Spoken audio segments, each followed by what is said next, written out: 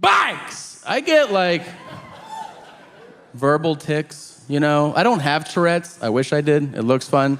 But I'll just yell shit out. It's like a hook on a catchy song, except it's just stuff that I watch. And then, bikes! I just yell it, you know? Over and over. Only like 2 or 3 million times. But I'm obsessed with the show Scared Straight. If you've never seen it, it's tremendous. Here's what they do. In the show, they take kids, middle school and high school kids that are getting in trouble a lot, and they send them to jail for a day.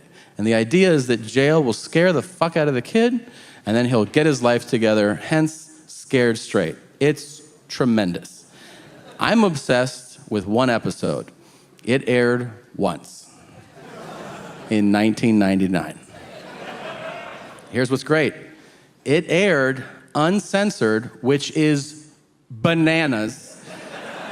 And in this episode, they did not send the kids to jail like they normally do. Instead, they sent them to a maximum security penitentiary. Prison. And those prisoners verbally assaulted these kids into crying a lot.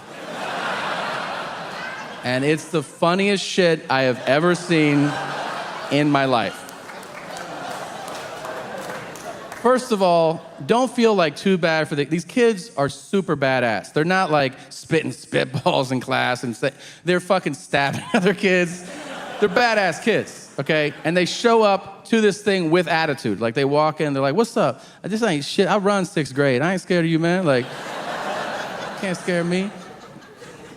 And they're greeted by a guy named Crazy Chris. Chris has scars on his face, and the screen freezes, and it says, Chris killed 6 people, and he's doing a double life sentence. Like, this dude is so bad that when he dies and he's reincarnated, that guy's doing life in prison also.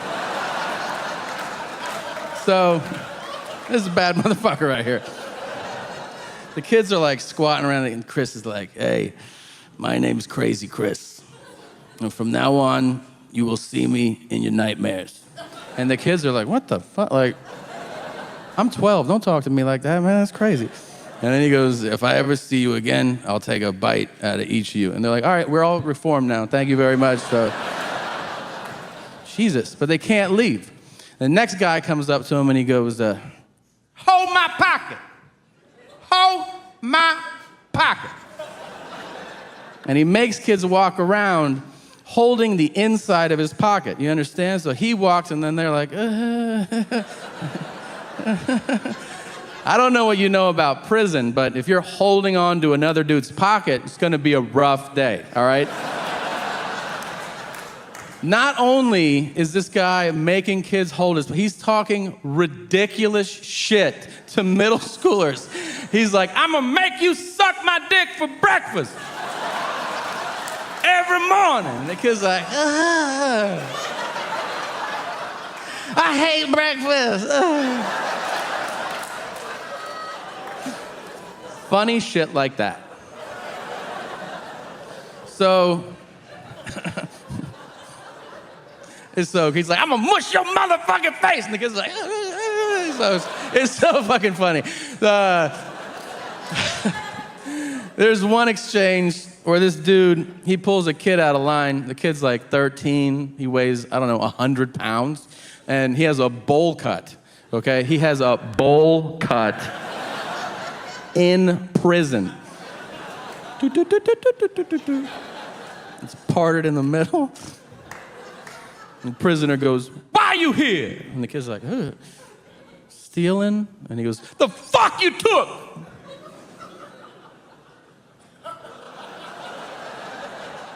And the kid goes, bikes? And he goes, bikes! And that's why I yell bikes all the time.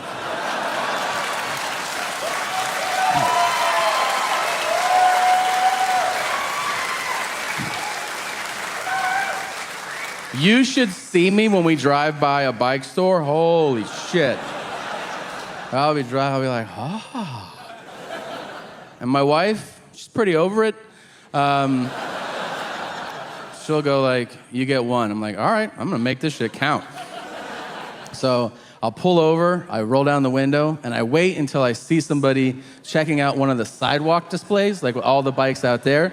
And when they find one they really like, and they're like, oh, I like this one, I'll go, bikes! And they're like, what the fuck? And I'll go, stop selling drugs! And I drive up. I'll tell you on a grand scale who's helping nobody lose weight. It's Starbucks. This is true. They have a national training campaign to try to trick you into ordering food. And this is why. They know you're going to order a beverage. So they try to lead you into food. Pull into any Starbucks drive-thru, and now they greet you. They say, welcome to Starbucks. What can we get started for you to eat today? And you're like, wait, what? I just wanted coffee. And they're like, no shit. What else do you want? So then you're like, I don't know, sausage? Like, what do you have? I don't respect that. I like my shame straight up and honest. And nobody does that better than the West Coast burger chain In-N-Out. And if you've never been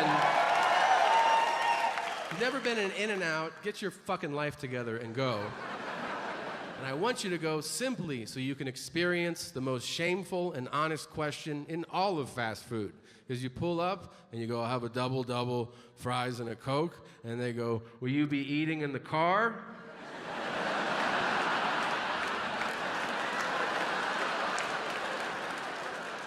Yeah, I think so. And they go, I bet you will, you fat fucking pile of garbage. I was in London, Canada. They have one. And doesn't that kind of bother you a little bit?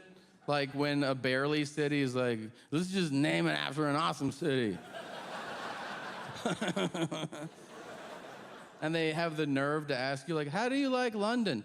The real one or this turd you put in a dress? Because, like, the fucking balls on Paris, Tennessee, to name their city Paris, and then they built a mini Eiffel Tower, like, you're gonna walk around confused, like, well, bonjour, I don't even know where I'm at.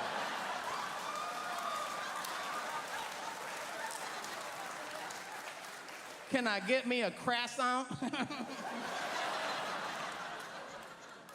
Fuck Paris, Tennessee. I can remember the first time we ever talked about weed because it was Christmas Day. That's why it stood out. I was 12 years old. I think my sister brought it up. She was like, I want to smoke weed. And my dad goes, you want to know what I think of marijuana? And I was genuinely curious. I go, what, Dad? He goes, I was at a party one time, and somebody pulled out a marijuana cigarette, and I said, I'm out of here. And I was like, cool story, nerd. You got any other ones? And he goes, well, yeah, one time I was in Vietnam, and some Viet Cong tried to sell my Marines marijuana. So I found him, and I picked him up by his throat, and I threw him on the ground, and I put my M16 in his face, and I said, if you ever come here again, I'll fucking kill you. And I go, do you have any stories in between those two stories? Jesus, it's Christmas, bro. God damn. I'm not making fun of you if you're religious. I think that's great. Any faith. Christian, Muslim, Jew, what? If you're a Scientologist, you can go fuck yourself. But, yeah. Because it's not old. It's gotta be old.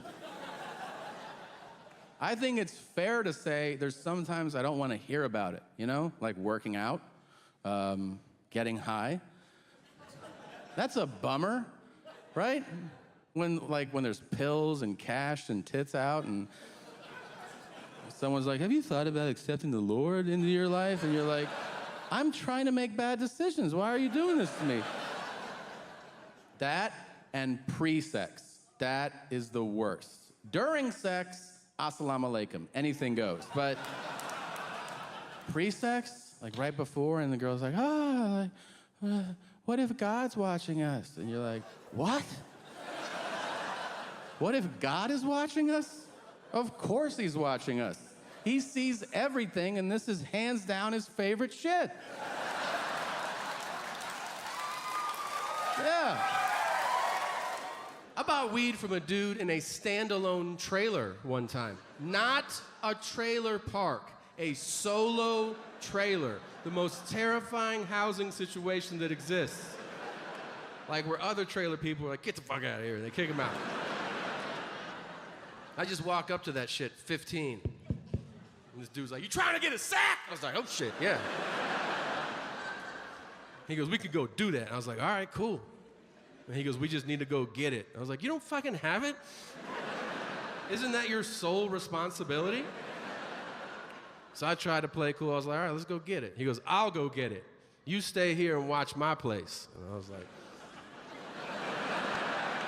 okay. And he goes, there's a 357 and a shotgun on my bed. Anybody comes in here, blast them. Inside, paralysis. But what I said was, that's what's up. Like, yeah, man.